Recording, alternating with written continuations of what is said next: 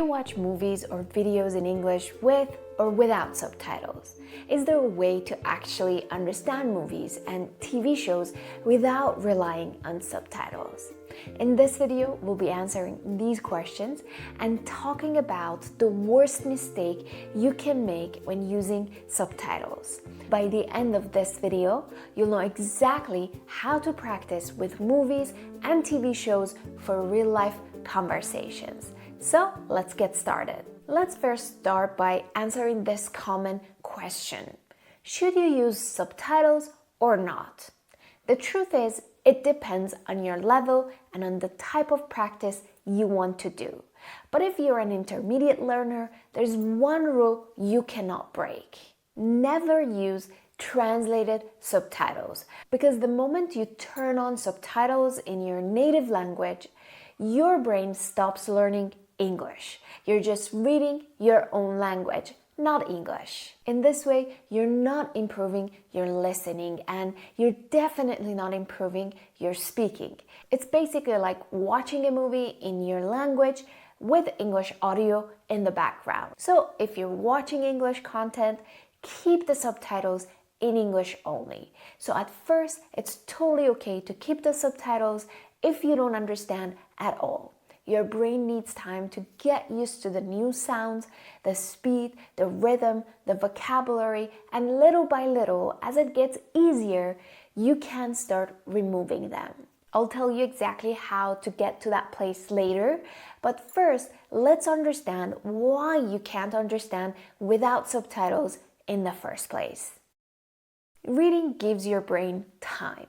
Listening, spoken English, moves faster than your brain can process.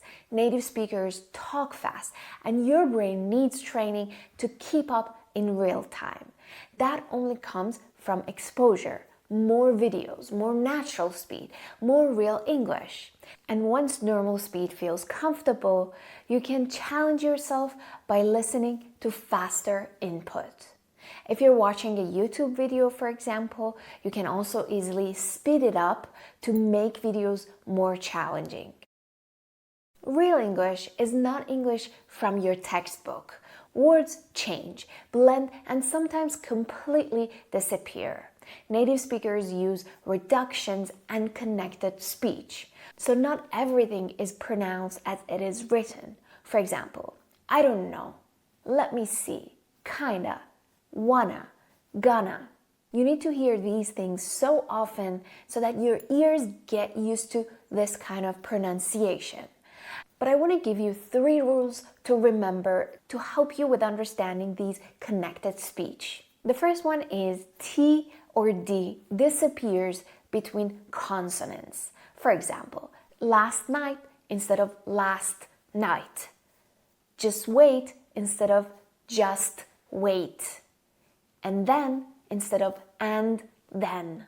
The second rule you can remember is that when D and Y are connected, they form a J sound. For example, did you, could you, would you? And we have another similar connected speech, which is when T and Y are connected, they have a Ch sound. For example, don't you, can't you, won't you? As you can see, these tiny changes make English sound faster, but once you know the pattern, you instantly understand more.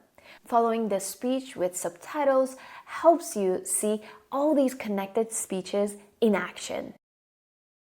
Movies use a lot of slang, idioms, and real-life expressions. You'll hear things like, I'm not buying it, meaning that I don't believe it. He totally blew it, meaning that he ruined his chance. These don't translate literally, so it's normal to feel confused.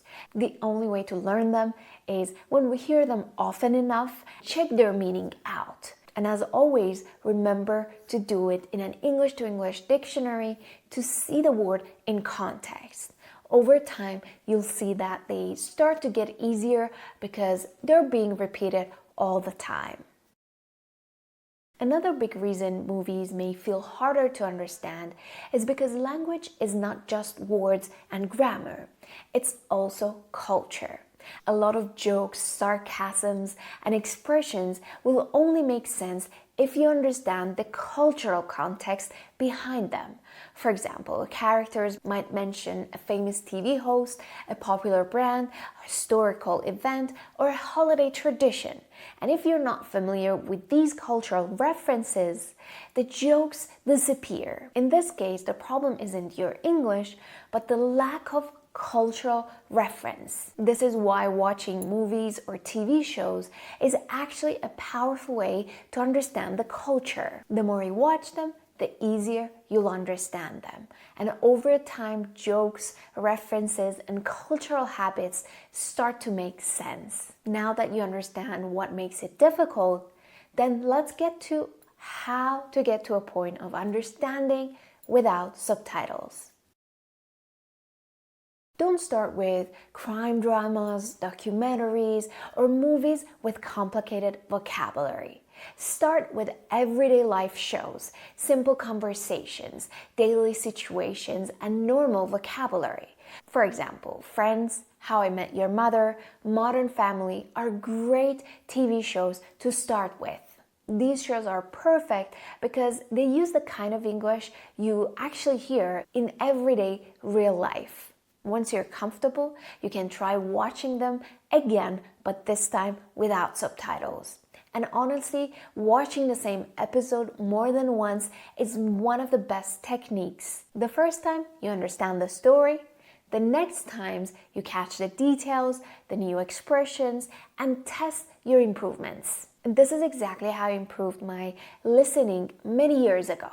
I used to watch Harry Potter and actors' interviews over and over again.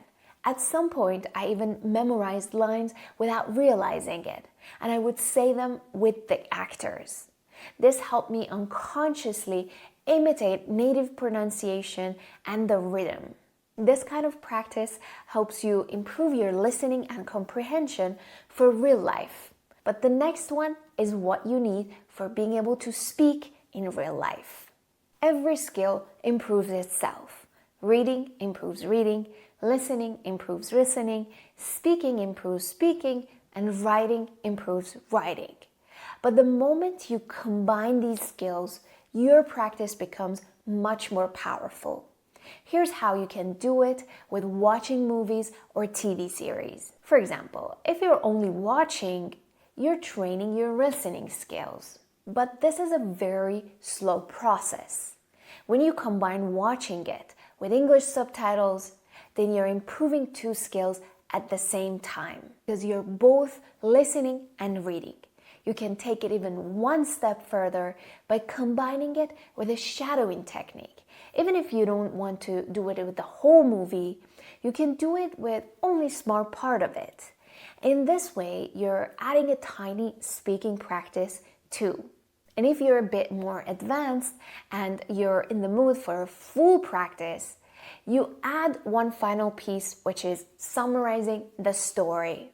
So you're practicing listening, reading the subtitles, speaking, and writing.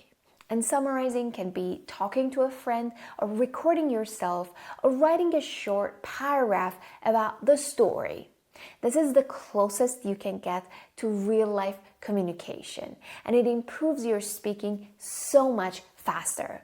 For example, if you're in a real-life meeting, you need to understand, take notes of the important points, and sum up what you understood and share your opinion. With the practice I mentioned, you're pretty much doing all the things you need in real life. And once you feel comfortable with this step, then we can get to the final one.